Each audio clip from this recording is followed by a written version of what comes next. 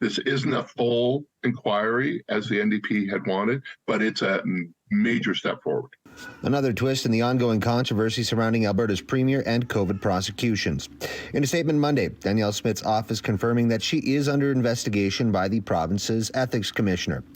The statement goes on to add that the premier welcomes the probe and that she will fully cooperate while remaining confident it will confirm there was no political interference. Can you just leave this with me and I will make that request one more time? It comes on the heels of a leaked phone call between Premier Smith and controversial street pastor Artur Pawlowski discussing his criminal case tied to the Coots blockade, the latest in a string of videos and statements raising questions about political interference. I am glad that the premier is saying, they welcome and will fully cooperate with the investigation. I don't believe that's the case. I don't think they wanted this investigation because they could have called for an investigation. We are not making anything up. We are just repeating exactly what Premier said multiple times. The ethics investigations follows a request by the opposition NDP for such a probe.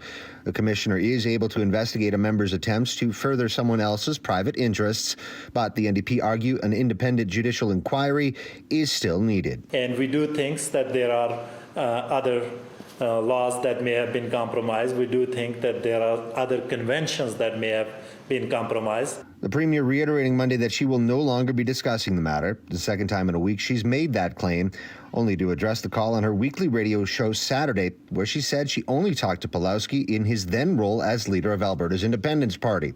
To that end, it may be radio silence until the report is released, which may not happen before the May 29th provincial election. So she knows that this investigation will take longer than the election, which is a good thing. But if it isn't, she pretty well knows she's going to get cleared because it's the wrong shop that is investigating. Ethics investigations are rare. Just one of 85 requests was accepted last year by the commissioner, and it took 200 days to complete. And even if the report is released, political observers say any findings might lack teeth, pointing to the damning report into Prime Minister Justin Trudeau's handling of the SNC-Lavalin affair. Now, some will say, well, the ethics commissioner didn't fire Trudeau. Well, they don't have that power. They're a guard dog, I guess, and all they do is raise the alarm for the public. In Edmonton, Courtney Theriault, City News.